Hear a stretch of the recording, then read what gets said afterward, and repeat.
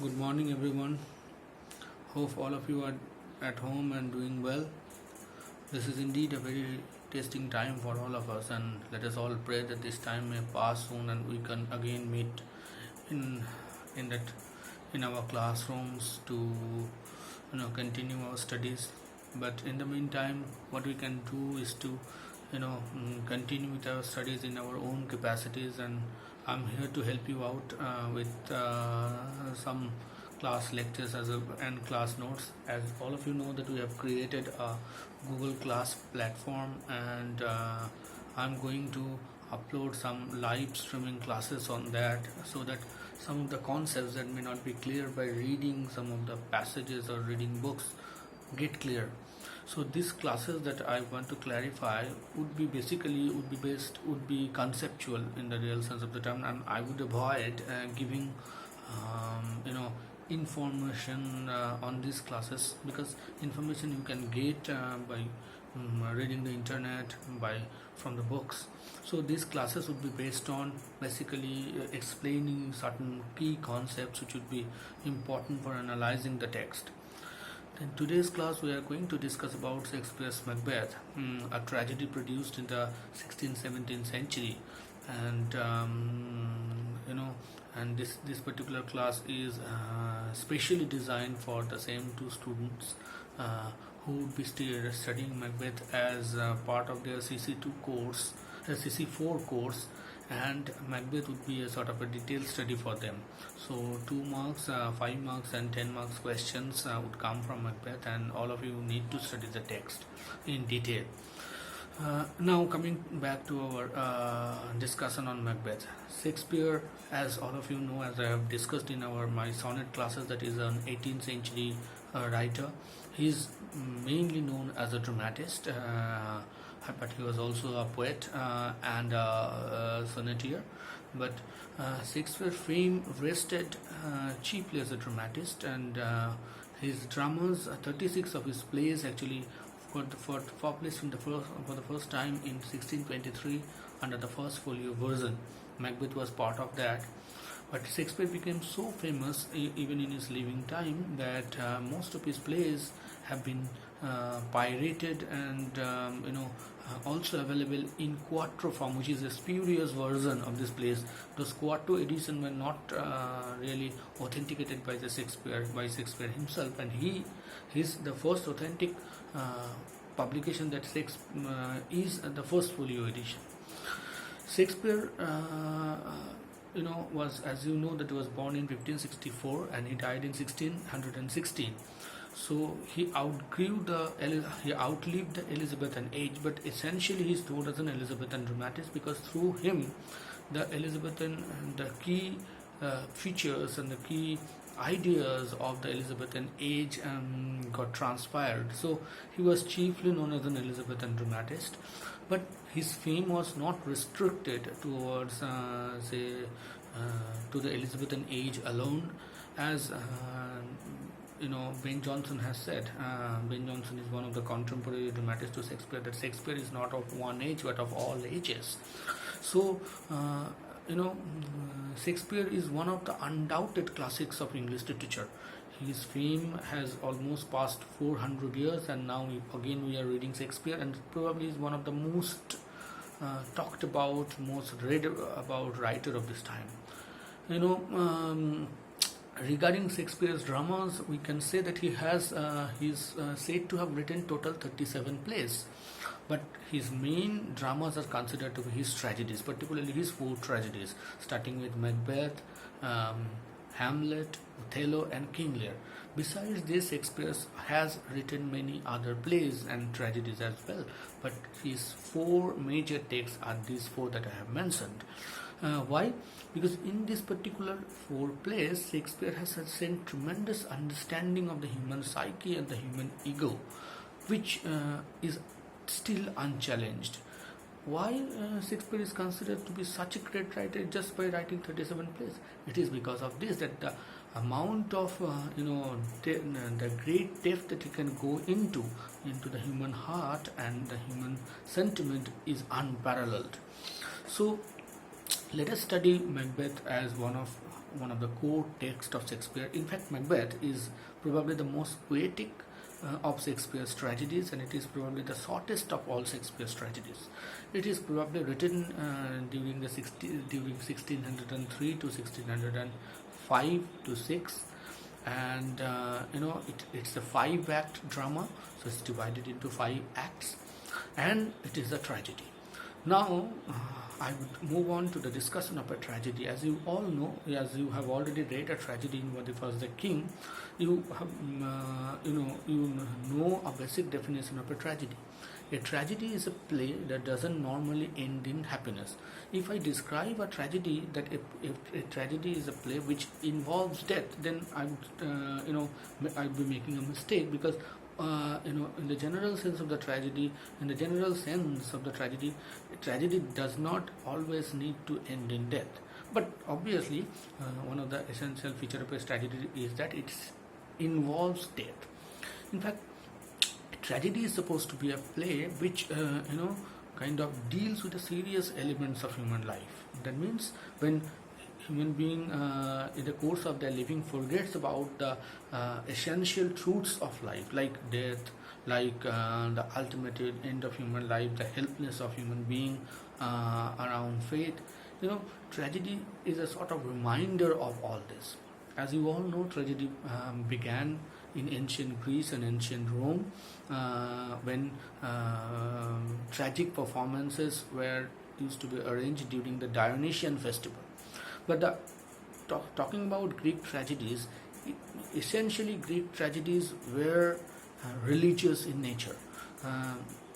Since it is organized during the Dionysian festival, the audience had a tremendous sense of a religious order while looking at these plays, where seeing those performances. They believed that, though they no longer believed that gods are real persons as they have been projected in Homer or in the ancient times, but they still believed that the world was controlled by a moral law or themis, and the men who broke that law would be punished by divine justice or dike, and fate or nemesis. So Greek tragedies were essentially moralist in nature, and they sort of projected that the world is bound by a moral structure. To look at Greek tragedies, if you see that Greek tragedies used to deal with stories which are already well known to the audience. They normally do not invent stories, and normally not very original stories are actually dealt with in Greek dramas. But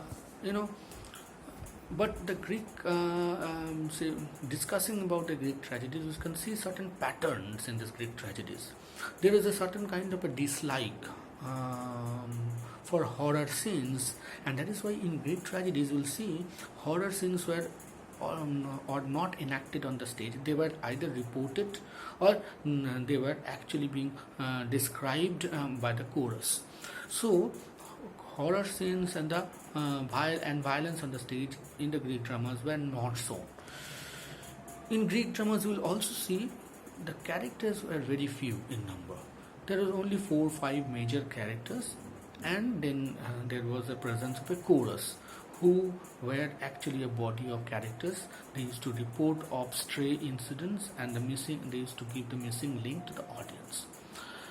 Now about the protagonists in these Greek plays. Aristotle has said that the tragic hero or the tragic protagonist has to be an important person. He has used a term called spudious. That means elevated. He has to be a person who would be at least nationally important, because when tragedy will fall on that particular person, it must have an impact on the people of that country. So he must not be a common man. So the sense of a domestic tragedy were not really acceptable for the Greeks. And in a Greek tragedy, the tragic protagonist is always has to be an important person, either is a king or a queen or a prince, on that kind of stuff. So is a sort of and what we kind of find in those Greek tragedies, that these great men, they were being tormented by fate, and they pass from a very prosperous position to a position of low. As you can see, in the case of King Oedipus, that King Oedipus reached that highest point of his life by being the king of the Thebes, and then tragedy befall on them. So tragedy is all about, in as per the Greek concept, is the suffering of an elevated man, a person who suffered the suffered a sort of a great fall from prosperity to ignominy, from greatness to lowness, and the suffering is more more psychological than physiological. It's not about that a particular person is being bitten, a particular person is being kind of tormented with weapons, but the suffering is more sort of a psychological thing, where the protagonist suffers and suffers alone. So a Greek tragedy is actually presents an individual who falls from a great position to a low position, and then suffers and suffers alone. The suffering is more psychological than physiological. Now, you can argue that what is the point of seeing a person suffer on the stage, and what is the pleasure of tragedy? Aristotle has written about it in detail in his book on poetics, and I have already shared with you Aristotle's definition of tragedy. What is the pleasure of seeing a tragedy? As Aristotle has argued in his poetics, tragedy can be used as a sort of a psychological medicine. As I have already said, that during our course of life, we tend to forget about the serious elements of life, about the essential truths of life, that death is inevitable, that we all one day will die, and ultimately our life will end. This feeling sometimes get forgotten in the course of our life, and tragedy in a way is a reminder of that. Aristotle has said that tragedy actually deals with two emotions of pity and fear. Pity, that means an audience would have to feel sympathy for the particular person who is suffering. So one of the essential elements of a tragedy is that a tragic protagonist has to be sympathized with. An audience must connect with a tragic protagonist, and that is why a tragic protagonist cannot be completely a bad man, because no audience like to identify himself with a bad man. He has to have certain kind of a quality for which you can identify himself or herself with him or her. So a tragic hero has to be a man with certain virtues with whom you can identify. Then you see that man of virtue suffer because of some reasons. In Greek tragedy, the reason is fate. As you know, in the case of Oedipus doesn't really have any moral flaw, because from his birth he is doomed. Before he was born, the prophecy was heard that he will kill his father and marry his mother. So for Oedipus, the suffering is inevitable. But yet, there are certain faults in Oedipus that we can see, that it is hubris, his excessive pride. He thinks he is supreme, and he thinks his judgment to be the supreme. So there has to be some kind of an error, some kind of a I would say chink in the armor. Aristotle has used a term called hamartia or hamartia, which can be interpreted as an error of judgment. So a tragic hero must have a sort of a chink in the armor. You feel identified with a tragic hero, and then when you see that person suffering, you feel pity for him.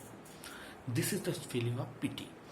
Now coming to the concept of fear, when you feel pity for that particular person, and when you see that great person is suffering, you also have that fear that the same thing can happen to your own life. This is the fear that what is being happened to the life of that protagonist may happen to my life.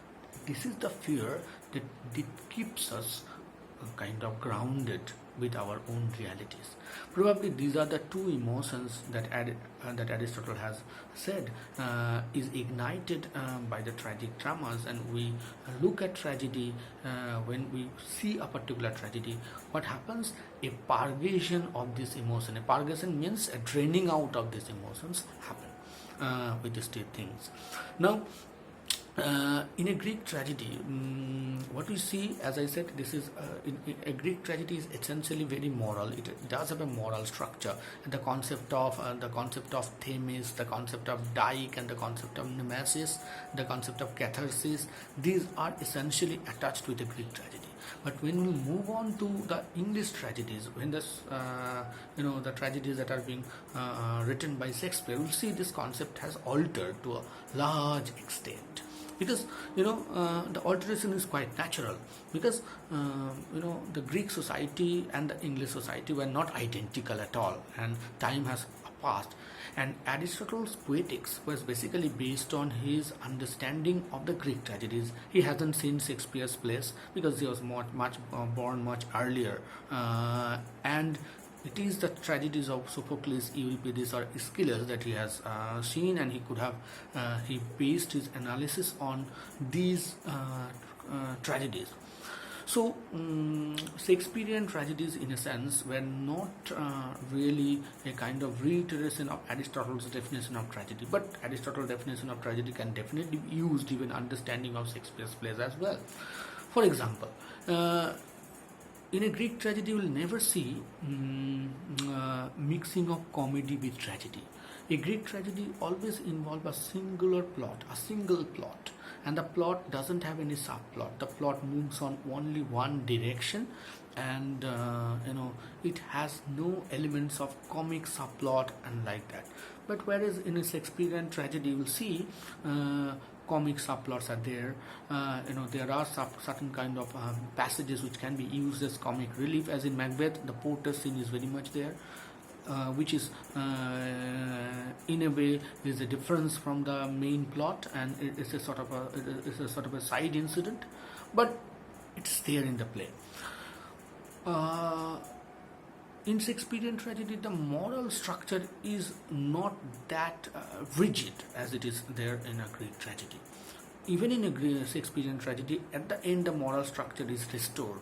But here, fate or the inevitability of the fate doesn't operate on with that excruciating with that force as it happens in a Greek tragedy. In a Shakespearean tragedy, the focus is more on the character, the individual, as well as on the circumstances. If I say that Shakespeare's tragedy in a Shakespeare's tragedy issues from both from the character of the protagonist as well as from the circumstances, we will be definitely having a proper view of Shakespearean tragedy. To say in a Shakespearean tragedy that character is destiny is only a half truth, because some of the actions of the heroes could have been proved to be quite good in another context, but in the context of that play, that action proves to be fatal. For example, Macbeth's hamartia, as it is identified throughout in the play, is his vaulting ambition. But ambition is always considered to be a virtue in in human life. But for Macbeth, his ambition and the way to achieve this particular ambition has proved to be fatal for him, and his tragedy issues from this. So in a Shakespearean tragedy, hamartia is more of a sort of an error of judgment. This error of judgment is definitely not always a moral flaw which leads to the tragedy. So in a Shakespearean tragedy is less moral, is less religious, but obviously a moral structure is maintained in the end, but it is much less rigid, much less dogmatic than that of a Greek tragedy. In a Shakespearean tragedy, what we can see, the story of a suffering and the death of a big and a great man, who is essentially a great man and who is supposed to have great achievements in life, as Macbeth is a great man. He is called the Bellona's bridegroom, he is called Valor's minion, he is called the most worthy kinsman by Duncan. So for such a great man who is bound to achieve so many great things in life, suddenly falls from greatness to ignominy. That is what his suffering is all about. There is found certain defect in the characters of a Shakespearean hero. But in an ordinary sense, those defects are also a sign of greatness, as Macbeth's great ambition to be a king, which for an ordinary person can be a sign of greatness. So, but somehow this defect results in an error, and that actually started the tragedy. So, Shakespearean tragedy, again, as I said, is somewhat different from Greek tragedy. Where it differs, here fate is not that inevitable and inscrutable like in a Greek tragedy. Second, it will have different kinds of subplots, as you will not find in a Greek tragedy. The plot is unidirectional, the plot has an unidimension, and what you call in the unity of action, where there is no subplot. In a Shakespearean tragedy, you will see subplots which will not decrease the intensity of the drama, but in some way would give a sort of a comic relief to the audience who does not it can be argued that who does not have that patience like a sort of a Greek dramatist, Greek audience who could see a string of tragedies simultaneously in ancient Greek during the performances. As you see the trilogies of Sophocles, for example, or Aeschylus, where three tragedies were enacted at a stretch. But the Shakespearean audience has changed. Shakespearean audience were much more heterogeneous in nature. It consisted of not only men with education, but uneducated Elizabethan groundlings as well. One who could not sustain the prolonging of a tragic scene for a longer time, and they needed some kind of relief. So Shakespeare had probably inserted that kind of a play, that kind of subplots in his plays.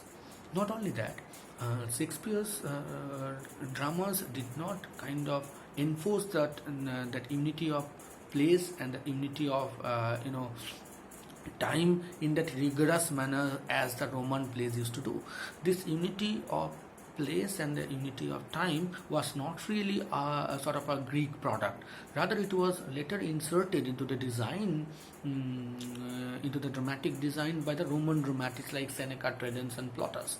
So, and they become a sort of an integral part of the Greek dramas. But the artificiality those unities used to bring, Shakespeare seems to have rejected that and used a much more liberal sort of a structure. In a Shakespearean drama, you can see probably it could cover more than 10-30 years. The action of the play could shift from one place to another, and which is not close by. So Shakespeare has definitely kind of